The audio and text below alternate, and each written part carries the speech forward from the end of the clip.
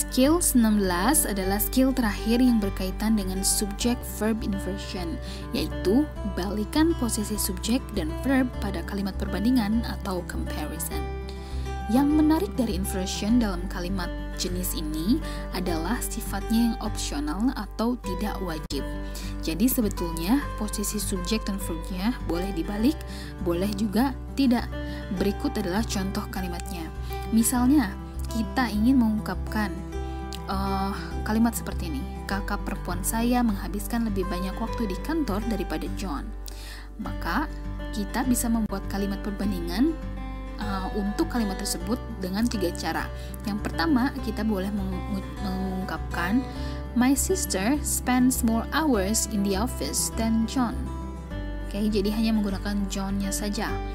Kedua, my sister spends more hours in the office than John does. Ada does-nya kalau di sini, gitu ya. Ketiga, my sister spends more hours in the office than does John. Oke. Nah, perlu diperhatikan penggunaan does di kalimat kedua dan ketiga ini berkaitan dengan tenses kalimatnya. Jadi kalau kalimat di atas adalah present tense, maka kata bantu yang digunakan adalah do atau does. Nah, di sini karena John adalah orang ketiga tunggal, maka kita pakai kata bantunya adalah does. Gitu ya. Kemudian kalau kalimatnya adalah kalimat verbal dalam past tense, maka kata bantunya adalah did. Contohnya, my sister spent more hours in the office than John did.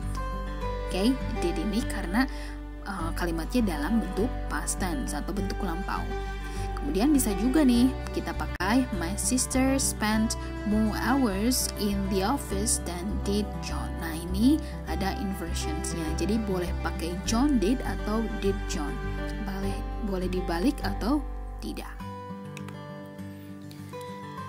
Kemudian contoh inversion lain dalam kalimat perbandingan adalah sebagai berikut. Misalnya ketika kita itu ada dalam satu kompetisi, kemudian kita ingin bilang nih bahwa kita itu lebih siap daripada peserta lain, gitu ya. Maka dalam bahasa Inggris kita bisa mengungkapkannya seperti ini. We were more prepared than the other performers were. Atau we were more prepared than were the other performers. Itu ya. Jadi boleh dua-duanya dipakai. Tapi kalau misalnya kalian ingin menggunakan inversion atau dibalik subjek dan verbnya, itu maka kalian pakainya contoh kalimat kedua.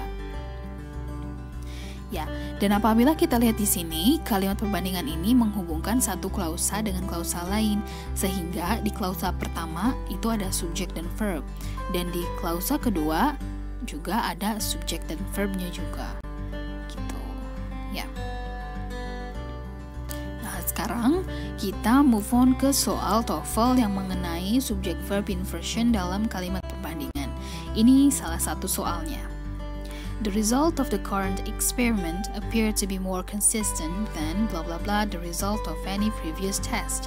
Yang apabila dialih bahasakan ke dalam bahasa Indonesia itu menjadi hasil eksperimen sekarang terlihat lebih konsisten daripada titik-titik hasil eksperimen sebelumnya. Kalau dalam bahasa Indonesia ini sudah lengkap ya kalimatnya, tapi kalau dalam bahasa Inggris ini belum lengkap. Jadi, nah di soal ini yang sudah ada dalam di klausa keduanya, yang setelah titik-titik atau setelah blank expression, ini adalah subjeknya. The result of any previous test. Nah itu adalah subjeknya, ya. Sehingga yang kita butuhkan hanyalah helping verb untuk subjek tersebut. Dan di opsi jawaban yang memiliki helping verb itu hanya yang B,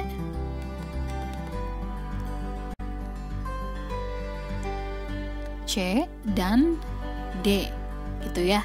Tapi karena yang kita butuhkan hanya helping verbnya saja, berarti opsi B yang betul, gitu ya. Nah, kalau jawaban D itu salah, walaupun itu ada inversion-nya ya, tapi karena di situ ada they itu adalah sebagai pronoun atau subjek ya biasanya. Tapi di dalam kalimat atau di dalam satu klausa kan tidak boleh ada dua subjek sekaligus, yang dimana di sini sudah ada subjeknya, the result of any previous test gitu. Kalau ada they lagi maka ada dua subjek, so it is forbidden. So the correct answer is B atau yang were gitu ya. So that's the end of skill 19. Jadi diskusi mengenai skill 19 cukup di situ ya. And that's all about the inversion discussion. Sudah selesai semua mengenai diskusi skill-skill yang berkaitan dengan subjek dan verb inversion. Okay, thank you for your attention.